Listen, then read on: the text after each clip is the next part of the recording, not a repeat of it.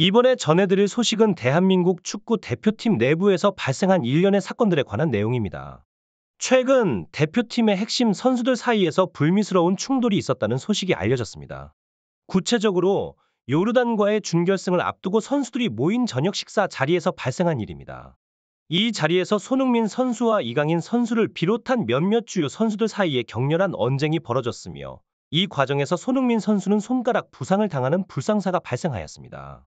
이 사건에 대한 소식은 영국의 유명 타블로이드 신문인 더 선을 통해 처음 보도되었으며 이후 대한민국 축구협회 내부의 한 관계자가 이를 사실로 확인함으로써 큰 논란이 일었습니다. 축구협회와 클린스만 감독의 사퇴 요구 사이에는 긴장된 분위기가 감돌았으며 이러한 내부 갈등이 어떻게 팀의 성적에 영향을 미쳤는지에 대한 관심이 집중되었습니다. 실제로 요르단과의 경기에서 대표팀은 유효 슈팅을 거의 기록하지 못하며 큰 패배를 당했습니다. 이 사건이 알려진 이후 손흥민 선수가 한 인터뷰에서 한 의미심장한 발언은 많은 이들에게 이번 사태의 심각성을 다시 한번 일깨워 주었습니다. 이 사건은 단순한 선수들 사이의 다툼을 넘어서 팀 내부의 화합과 소통의 중요성을 다시 한번 상기시켜 줍니다. 특히 중요한 경기를 앞두고 있을 때 팀원들 사이의 긍정적인 에너지와 집중력은 더욱 중요해집니다. 손흥민 선수의 최근 발언은 그가 향후 대표팀에서의 자신의 위치에 대해 심각하게 고민하고 있음을 시사합니다. 앞으로 대표팀에서 계속 활동할 수 있을지 아니면 감독님이 저를 포함시키지 않을지 모른다는 그의 말은 이번 아시안컵 동안의 사건이 그의 마음에 깊은 영향을 끼쳤음을 보여줍니다. 특히 손흥민 선수가 토트넘으로 복귀한 후에도 아시안컵에 대한 언급을 회피하려는 모습에서는 이전과는 다른 어떤 무게감을 느낄 수 있습니다. 이번 논란의 중심에 있는 이강인 선수 역시 자신의 인스타그램을 통해 직접 사과문을 게시하며 상황을 진화시키려는 노력을 보였습니다. 이강인 선수는 대표팀을 응원해 주시는 팬들께 실망을 끼쳐드려 죄송하다며 이번 일을 계기로 선배 선수들의 말을 더 잘 듣고 더 좋은 선수이자 사람이 되겠다는 다짐을 표현했습니다. 이강인 선수의 이러한 반응은 젊은 선수가 겪는 성장통과 그 안에서의 성찰을 엿볼 수 있는 계기가 되었습니다. 이번 사건을 둘러싼 여론은 분명히 이강인 선수에 대한 인식 변화를 가져올 것입니다. 하지만 더 중요한 것은 이 사건이 대표팀 내의 화합과 소통을 위한 발판이 되기를 바라는 것입니다. 대표팀의 성공은 개개인의 기량뿐만 아니라 팀원 간의 긴밀한 협력과 상호 이해에 기반하기 때문입니다. 따라서 이강인 선수의 사과와 그에 대한 팀 및 팬들의 반응은 앞으로 대한민국 축구가 나아가야 할 방향성에 대한 중요한 신호로 작용할 것입니다. 대표팀의 주장이자 선수단의 중심축인 손흥민 선수와의 갈등이 공개적으로 표출된 것은 분명 대표팀 내 분위기에 미묘한 파장을 일으킨 사건입니다. 이강인 선수의 신속한 사과는 그의 성숙한 태도를 보여주며 이번 일이 단순한 개인 간의 충돌을 넘어 대표팀의 체계적인 문제를 조명하고 이를 개선할 기회로 삼아야 한다는 점을 시사합니다. 그러나 축구협회의 대응은 오히려 이 사건을 확대 재생산하는 모양새를 보이고 있습니다. 축구협회 관계자의 발언을 통해 밝혀진 세부 사건은 이강인 선수와 손흥민 선수 간의 갈등뿐만 아니라 이를 둘러싼 팀 내의 복잡한 인간관계와 선배, 후배 간의 예의를 둘러싼 문제를 드러냈습니다. 탁구를 하러 가려는 젊은 선수들과 이를 막으려는 손흥민 선수 사이의 갈등, 그리고 이후의 멱살 잡힘 사건은 소통의 부재와 상호 존중의 필요성을 강조합니다.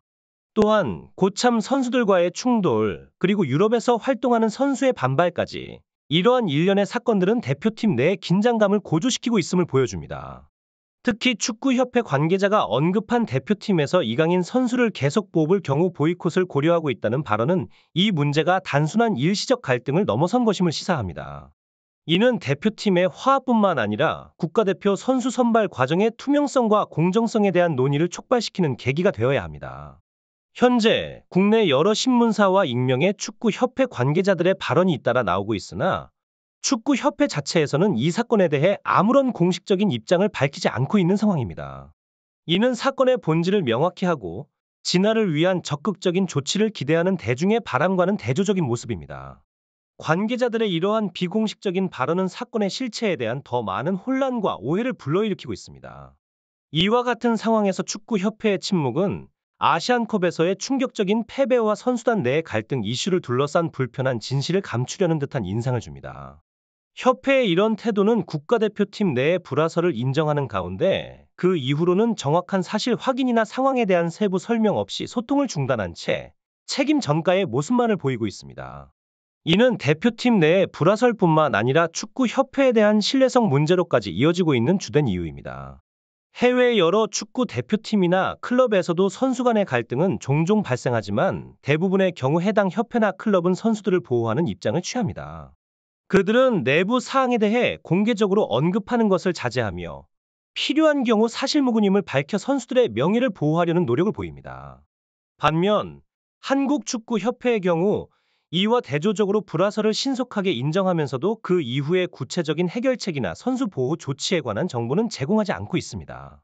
이러한 협회의 접근 방식은 선수들을 불필요한 여론의 중심에 놓고 협회 스스로는 뒤로 물러서는 모양새를 취하고 있어 이에 대한 대중의 실망과 불만이 커져만 가고 있습니다.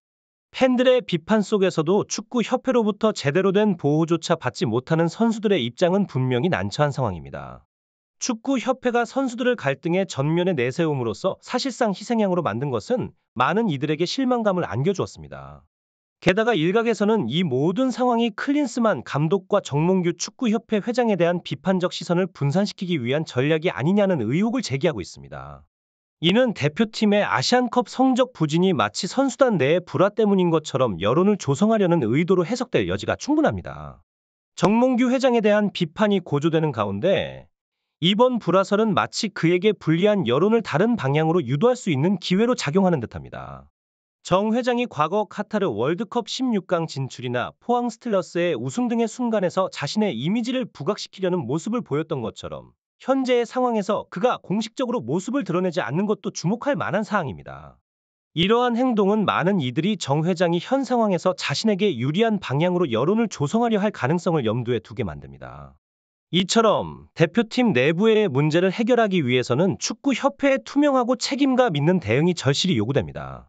선수들에 대한 무분별한 비난과 불필요한 여론 조성 대신 갈등의 근본 원인을 파악하고 이를 바탕으로 한 개선책을 마련해야 할 것입니다. 정몽규 축구협회장에 대한 고발이 이루어진 상황은 그가 직면한 심각한 위기의 정도를 여실히 드러냅니다. 서민민생대책위원회가 제기한 강요, 업무방해, 업무상 배임 등의 혐의는 축구계 내의 깊은 문제점을 지적하는 것으로 이러한 법적 조치는 축구계의 혼란을 더욱 가중시킬 수 있는 요소입니다.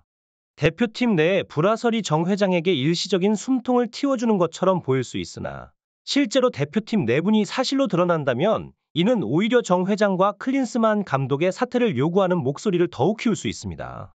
클린스만 감독의 경우 그의 전술적 접근 방식과 대표팀 관리에 대해 일정 부분 긍정적인 평가를 받아왔음에도 불구하고 최근의 사건들은 그의 리더십에 큰 의문을 제기합니다.